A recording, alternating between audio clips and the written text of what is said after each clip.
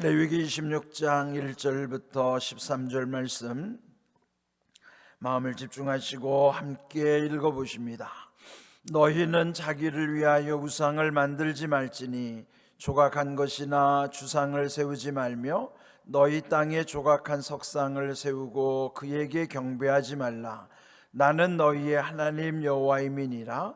너희는 내 안식일을 지키며 내 성소를 경외하라. 나는 여호와이니라. 너희가 내 규례와 계명을 준행하면 내가 너희에게 철 따라 비를 주리니 땅은 그 산물을 내고 밭의 나무는 열매를 맺으리라. 너희의 타작은 포도 딸 때까지 미치며 너희의 포도 따는 것은 파종할 때까지 미치리니 너희가 음식을 배불리 먹고 너희의 땅에 안전하게 거주하리라. 내가 그 땅에 평화를 줄 것인즉 너희가 누울 때 너희를 두렵게 할 자가 없을 것이며 내가 사나운 짐승을 그 땅에서 제할 것이요 칼이 너희 땅에 두루 행하지 아니할 것이며 너희의 원수들을 쫓으리니 그들이 너희 앞에서 칼에 엎드러질 것이라. 또 너희 다섯이 백을 쫓고 너희 백이 만을 쫓으리니 너희 대적들이 너희 앞에서 칼에 엎드러질 것이며 내가 너희를 돌보아 너희를 번성하게 하고 너희를 창대하게 할 것이며 내가 너희와 함께 한 내 언약을 이행하리라. 너희는 오래 두었던 묵은 곡식을 먹다가 새 곡식으로 말미암아 묵은 곡식을 치우게 될 것이며 내가 내 성막을 너희 중에 세우리니 내 마음이 너희를 싫어하지 아니할 것이며 나는 너희 중에 행하여 너희의 하나님이 되고 너희는 내 백성이 될 것이니라. 나는 너희를 애굽 땅에서 인도해 내어 그들에게 종된 것을 면하게 한 너희의 하나님 여호와이니라. 내가 너희의 땅에서 빗장을 부수고 너희를 바로 서서 걷게 하였느니라. 아멘. 레위기 27장까지 있죠. 오늘 26장이니까요. 이제 거의 후반부에 이르렀습니다. 그렇기 때문에 26장과 27장은 이 레위기의 결론 부분에 해당하는 내용입니다. 우리 앞에서도 계속 강조했던 바 이 레위기의 주제는 한마디로 하면 거룩입니다. 하나님이 거룩하시기 때문에 하나님의 백성이요 하나님의 자녀된 우리도 거룩하라 하는 것이 하나님의 뜻이고 또 명령이기도 한 것입니다. 오늘 읽은 말씀 속에도 하나님의 마음이 이제 녹아 있는 말씀이에요.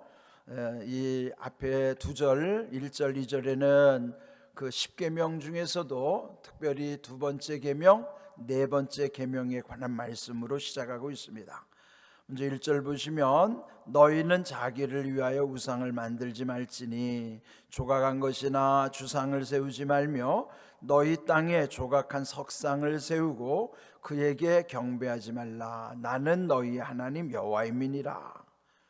10계명 중에 두 번째 계명이 너희를 위하여 우상을 만들지 말라 하는 것이죠. 근데 여기 우상의 실체를 먼저 밝혀주는 거예요. 왜 우상을 만드는가? 자기를 위하여 우상을 만드는 거예요. 자기를 위한다는 것은 이기적인 것이죠. 탐욕, 자기 욕심을 위하여 또 자기 아쉬운 것을 위해서 그렇게 우상을 만드는 거예요. 그러니까 우상은 만들어진 신이죠. 여기 만들어졌다는 걸 보면 조각한 거 됐죠? 그 조각은 나무에다 하는 것이잖아요. 그러니까 나무로 조각하여 세운 우상을 목상이라고 그래요. 목상, 나무로 이미지를 만드는 것이죠. 그 다음에 주상이라고 하는 것은 이 주는 이 기둥주자예요. 그러니까 어떤 기둥을 세워가지고 또 그 우상을 만들어 놓는 거. 그 다음에 또 석상, 석상은 돌로 만든 우상. 그러니까 나무로 만든 우상, 기둥으로 만든 우상, 돌로 만든 우상. 그래 어쨌든 이런 무엇으로 만들어졌든지 그 우상은 자기를 위해서 자기가 만드는 신이고 결국은 이것은 아무것도 아닌 것이죠. 그런데 하나님은 철저하게 이 우상 숭배를 금하시는 거예요. 하나님이 우리 인생의 주인이신데 그것을 착각하여 아무것도 아닌 것을 마치 하나님처럼 갖다 놓는 것을 하나님은 가장 싫어하시는 거예요. 진노하시는 것이죠. 그래서 여기 이러한 것에다가 경배하지 말라. 그럼 뭐예요? 경배의 대상은 오직 하나님 한 분이시라는 거예요. 경배라는 것이 이제 예배라는 의미이기도 하죠. 경이라는 건 높이는 거예요. 배라는 것은 낮아지는 거예요. 그러니까 예배라고 하는 것은 높임과 낮아짐의 이 관계죠. 그러니까 높임은 하나님을 향하는 것이고 낮아짐은 나의 삶의 태도, 내 마음을 주님께 드리는 거예요. 경배나 예배라는 것은 하나님을 최고로 높임과 동시에 나는 한없이 낮아지는 것이 예배의 자리예요. 그런데 그것을 하나님 아닌 다른 우상을 마치 하나님처럼 그 자리에 갖다 놓는 것, 그가 하나님이 제일 싫어하시는 것이죠. 그래서 여기서 이 백성들은 지금 광야에서 어디를 향하고 있어요? 하나님이 인도하시는 저 가나안 복지, 가나안 그 복된 땅으로 가기 전에 여기서 지금 훈련하시는 거예요. 이렇게 너희가 그 땅에 들어가면 그런 우상들을 만들지 말아라, 경배하지 말아라. 왜 그럴까요? 거기서부터 이제 모든 것이 거기서부터 틀어지는 거예요. 타락의 원인이 거기서부터 시작되는 거예요. 하나님을 잊어버리고 그래서 다른 것들로 착각함으로 그래서 무너지게 되는 것입니다.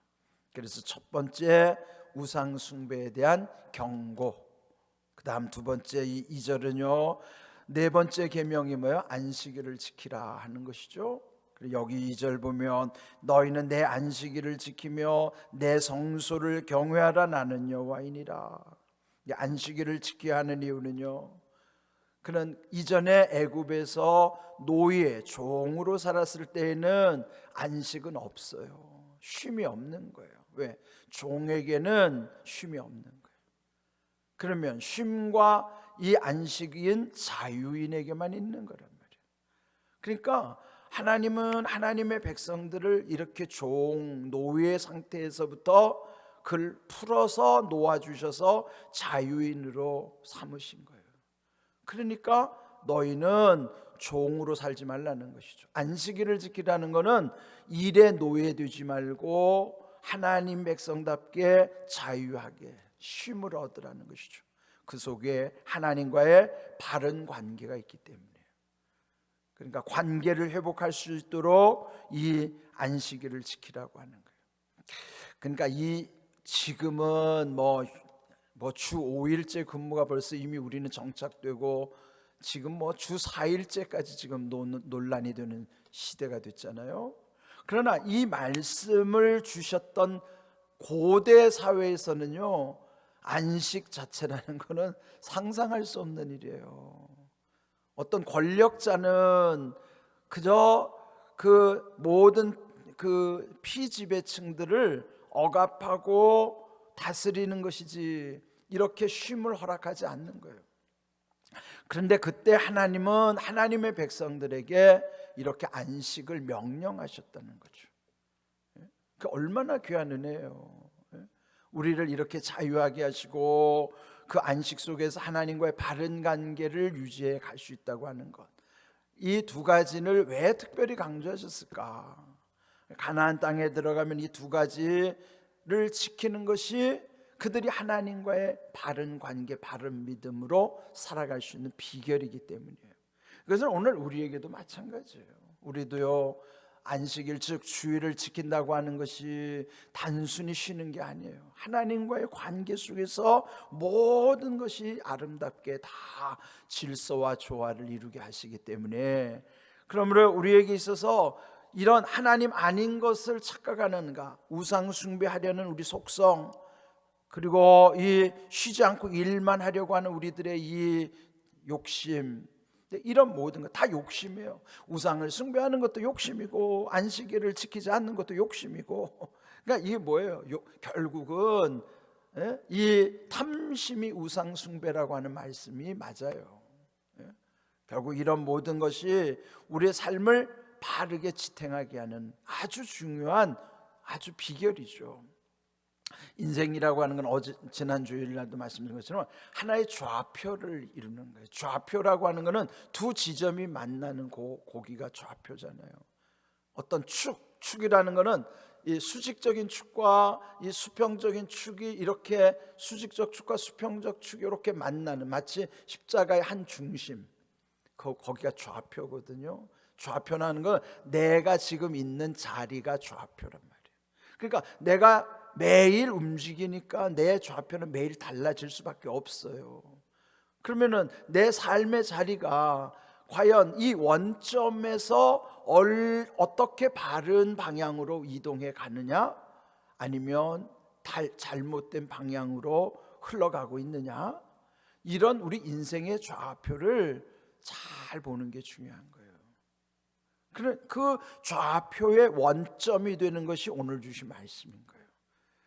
이 우상 숭배에 관해서 또 안식일 준수에 관해서 이런 엄격한 주님의 말씀은 결국은 이게 단순히 명령으로만 생각하면 부담이지만 왜 그렇게 하셨는가를 깨달으면 거기에 감사가 있는 거예요.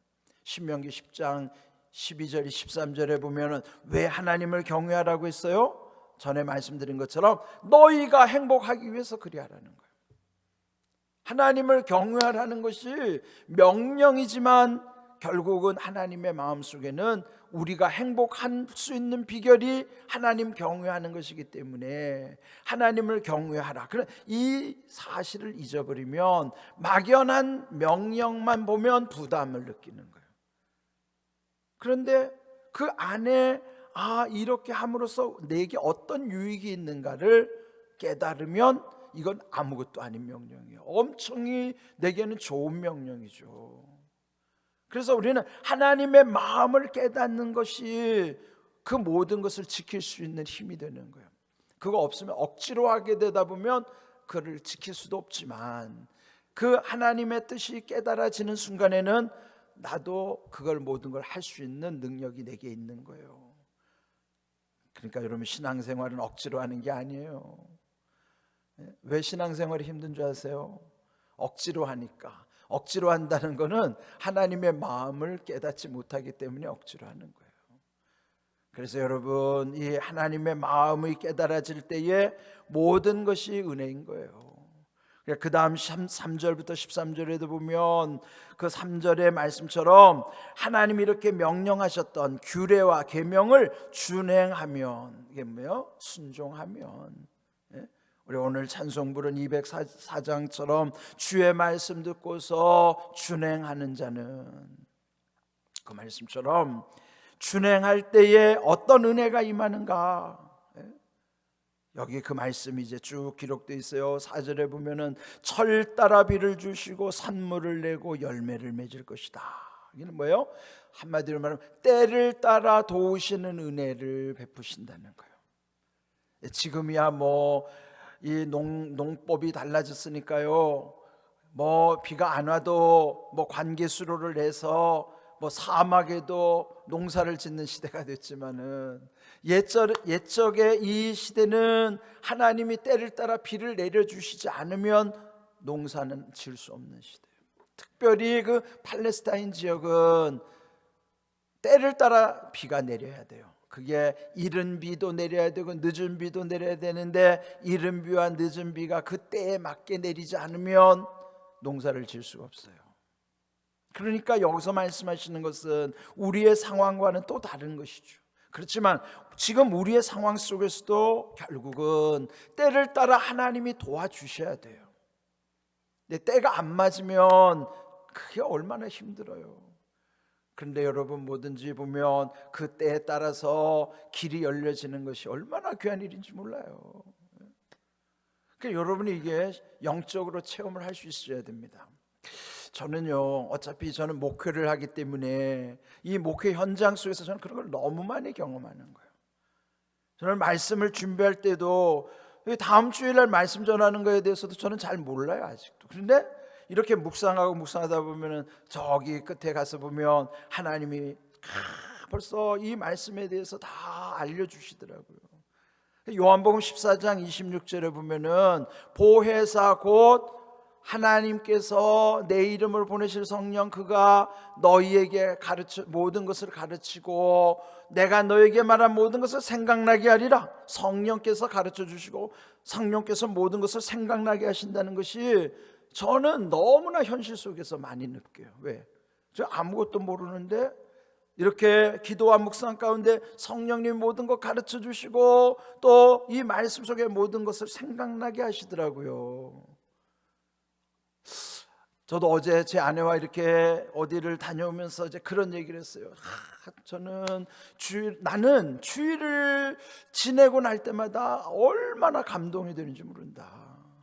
왜냐하면 요한복음 14장 26절 성령께서 모든 것을 가르쳐 주시고 모든 것을 생각나게 하신다는 것이 저는 이 삶 속에서 매 순간 경험하기 때문이에요.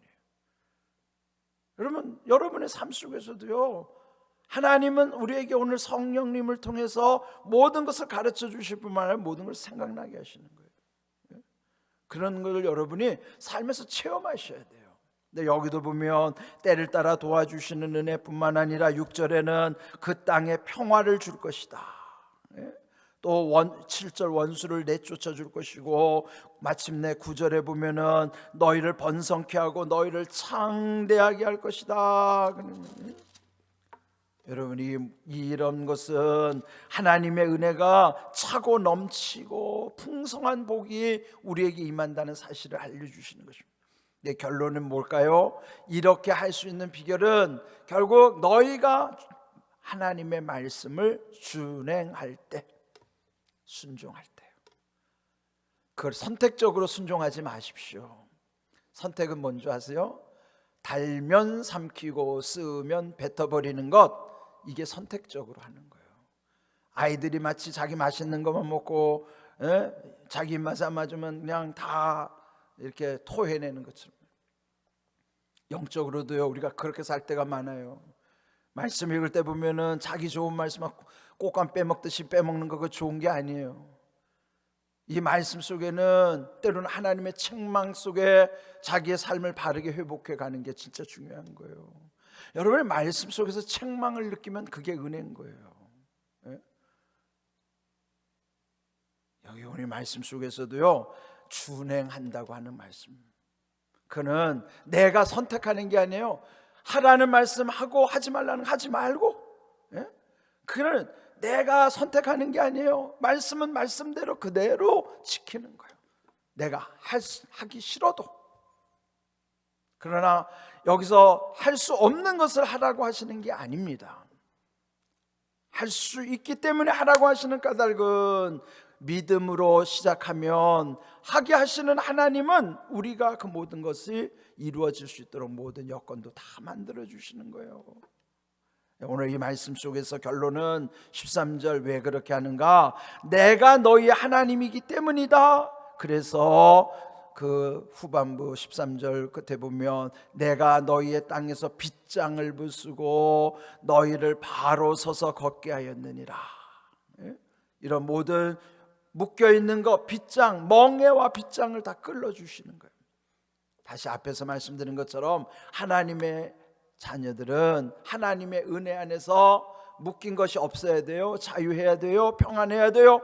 기쁨이 넘쳐야 돼요. 감사해야 돼요. 이런 믿음 안에서 우리가 날마다 살아가는 거예요. 그렇게 할 수 있는 것은 하나님의 말씀대로 순종하는 것입니다. 선택적으로 하지 마십시오. 말씀을 말씀대로 하라는 것 하고 하지 말라는 거 하지 말고, 한번 그렇게 여러분 믿음에서 하나님 앞에 여러분의 삶이 바르게 나가는 거, 정진하는 거예요. 바르게 나가는 게 정진하는 거예요.